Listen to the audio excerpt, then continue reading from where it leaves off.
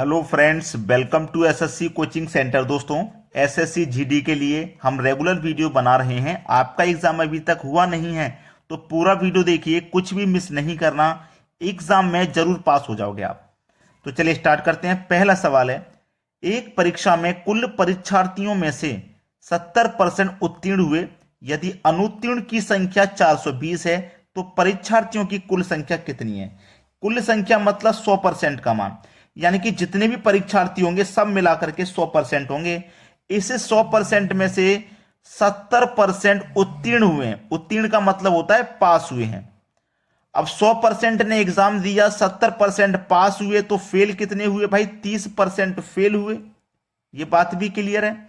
अब उसने बोला है कि अनुत्तीर्ण की संख्या 420 है। अनुत्तीर्ण का मतलब फेल, यानी कि फेल वालों की जो संख्या है वो परसेंट में तो 30 है, लेकिन संख्या में कितनी है? 420। मतलब 30% की वैल्यू 420 के बराबर है। और हमको क्या निकालना है? कुल संख्या मतलब 100% का मान। तो क्या करेंगे? 30% की वैल्यू 420 के बराबर है। 100% का मान निकालने के लिए क्या करेंगे? इसमें 30 से डिवाइड कर देंगे और 100% का मान निकालने के लिए 100 से मल्टीप्लाई कर देंगे। तो देखो, 0 से ये 0 कट गया, 3 से 42 कट जाएगा, 3 एक कम 3, 1 बचेगा 12, 3 चौके 12, 14 बार में। और 14 का मल्टीप्लाई कर देंगे 100 से, तो ये हो जाएगा आपका 1400। ये बिल्कुल सही जवाब हो जाएगा, यानी कि सी ऑप्शन प्रश्न का बिल्कुल सही जवाब। तो इस तरीके के प्रश्न में आपको कोई गलती नहीं करनी। अब देखेंगे हम अगला सवाल। अगला सवाल है, चीनी की कीमत में 25% वृद्धि हो गई। यदि चीनी पर उतना खर्च बढ़ाना ना चाहें तो उसकी खपत में कितनी कमी करनी होगी?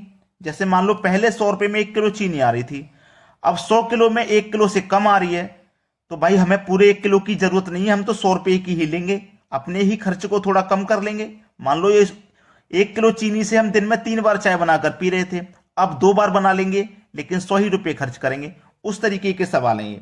तो कमी प्रतिशत आपको पूछ रहा है यहां पर, कमी परसेंट, ठीक है, कितनी कमी करनी होगी। कमी प्रतिशत जब पूछेगा, यानी कि हानि प्रतिशत कमी प्रतिशत जब पूछेगा, तो उसके लिए जो फॉर्मूला मैं नोट करवा रहा हूं, आर बटे में 100, ठीक है, प्लस आर गुने 100, ठीक है। चलिए, आर यानी कि रेट कितना है? 25 है।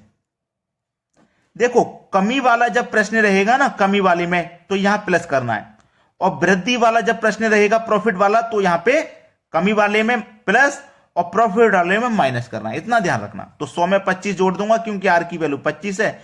100 में 25 जोड़ दूंगा तो 125 और गुने 100। सवाल खत्म हो जाएगा यहीं पे। 25 से 125 5 बार में कटेगा, और 5 से 100 20 बार में। इसका मतलब 20% सही जवाब हो जाएगा। बी ऑप्शन बिल्कुल सही। क्लियर है ना सभी को? अब देखेंगे अगला क्वेश्चन। अगला प्रश्न है, यदि ए की आय बी की आय से 25% कम हो तो बी की आय ए की आय से कितने प्रतिशत अधिक है? तो यहां पे देखो, अधिक वाला क्वेश्चन है ना, वृद्धि वाला क्वेश्चन है, तो वृद्धि प्रतिशत आपको निकालना है। तो वही तरीका है, आर बटे में 100। मैंने बोला था पिछले क्वेश्चन में कि जब कमी रहेगी तो यहां प्लस करेंगे, और जब वृद्धि रहेगी तो यहां माइनस करेंगे। इतना चेंज रहता है बस, बाद बाकी का सब कुछ सेम है। आर की वैल्यू कितनी? 25। 100 में से माइनस कर देंगे 25 को, 100 में से 25 को माइनस कर देंगे तो यहां 75 गुने 100।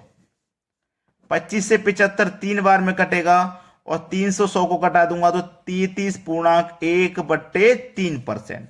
33.1/3%, जो कि हमारे सी ऑप्शन में है। बिल्कुल सही जवाब। अब देखते हैं अगला क्वेश्चन। अगला प्रश्न है, 136 डिवाइडेड बाई 17 प्लस 17 गुने 13 माइनस 103 माइनस 85 गुने 62 प्लस 145 डिवाइडेड बाई 23। अब देखो, इस प्रश्न को आप सीरीज वाइज सॉल्व कीजिए, यानी कि गलती कोई मत करना। 136 में हम डिवाइड करेंगे 17 से, तो कितनी बार डिवाइड हो जाएगा? 17 से 136 8 बार में डिवाइड हो जाएगा, यानी कि इसका मान पूरा 8 आ गया। अब ये प्लस का साइन ले लो, 17 का मल्टीप्लाई 13 से करेंगे तो 221 हो जाएगा, ठीक है, इसका मान 221 आ गया। अब ये माइनस का साइन ले लो, 103 में से माइनस करेंगे 85 तो 18 बचेगा, यानी कि इसका मान 18 आ गया। अब गुना का साइन ले लो, 62 में जोड़ेंगे 145 तो ये कितना हो जाएगा? 62 में 145 जोड़ेंगे, ये 207 हो जाएगा। ठीक है, ये भी हो गया।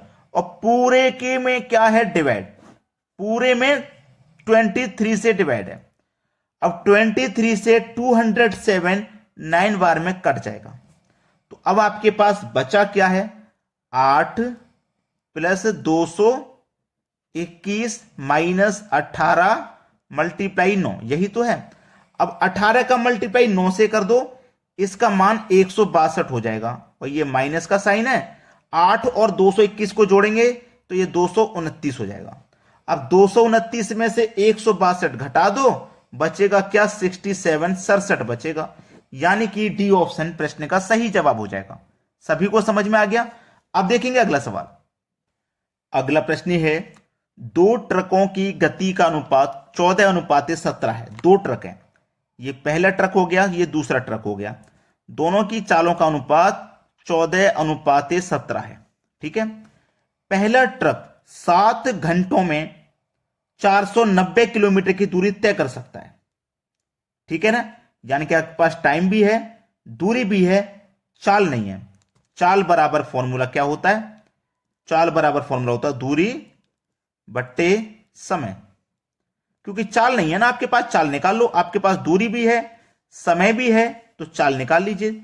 दूरी है 490 की, समय है 7 घंटे का, 7 सत्ते 49 और 1 जुड़ा, यानी कि 70 किलोमीटर प्रति घंटा की चाल है।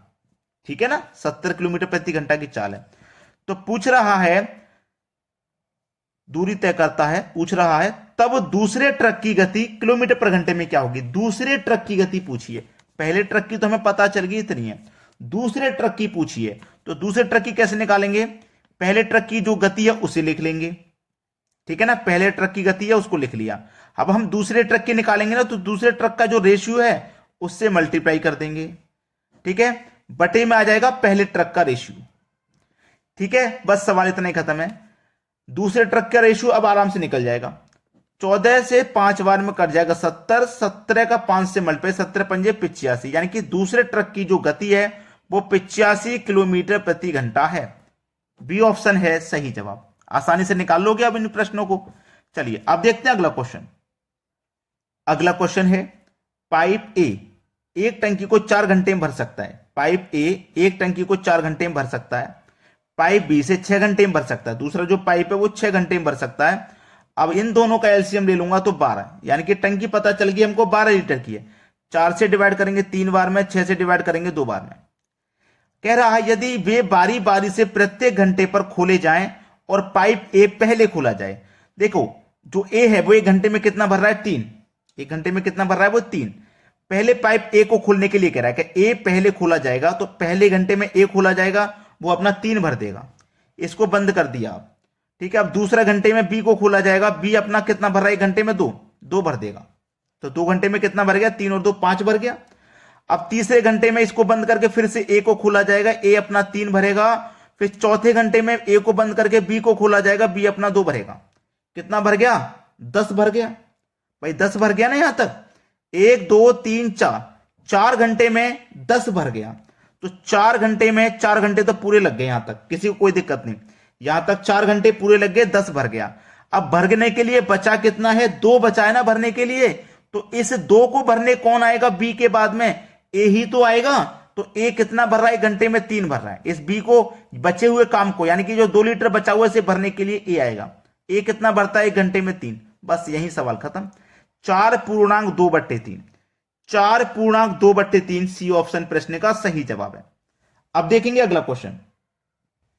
अगला प्रश्न है, यदि P रेशियो 18 प्रोपोर्शनल 5:3 हो तो P का मान बताओ। इस तरीके का प्रश्न आपने रीजनिंग में नंबर एनालॉजी में देखा होगा, लेकिन ये मैथ्स में भी आता है क्वेश्चन। ये क्वेश्चन मैथ्स में भी आता है। अब मैथ्स में आता है तो इसे आप कैसे करोगे, क्या तरीका है करने का। भाई कोई तरीका भी तो हो। देखो P रेशियो 18 यानी कि P अनुपाती 18। मेरे वीडियो आप देखते हो रेगुलर तो आपको पता होगा, मैंने आपको बताया है कि अनुपात का मतलब बटा भी होता है। यानी कि P अनुपात 18 को आप P/18 भी लिख सकते हैं। समानुपात का मतलब मैंने आपको बताया है बराबर होता है। और 5:3 यानी कि अनुपात का मतलब बटा भी होता है, तो इसे आप 5/3 लिख सकते हो। अब क्या हो जाएगा, क्रॉस मल्टीप्लाई, 3 का मल्टीप्लाई पी से हो जाएगा तो ये 3p, ठीक है, बराबर 18 पच्चे 90, 3 से कट जाएगा 90 30 बार में, यानी कि p बराबर कितना आ गया 30। खत्म सवाल। p का ही तो मान पूछ रहा था, p का मान 30 आ गया। बी ऑप्शन सही जवाब है। अगर लाइक नहीं किया वीडियो तो लाइक कर दो, और शेयर नहीं किया तो शेयर कर दो, और सब्सक्राइब नहीं किया तो सब्सक्राइब करके बेल आइकन का बटन दबा दीजिए। ठीक है दोस्तों, धन्यवाद।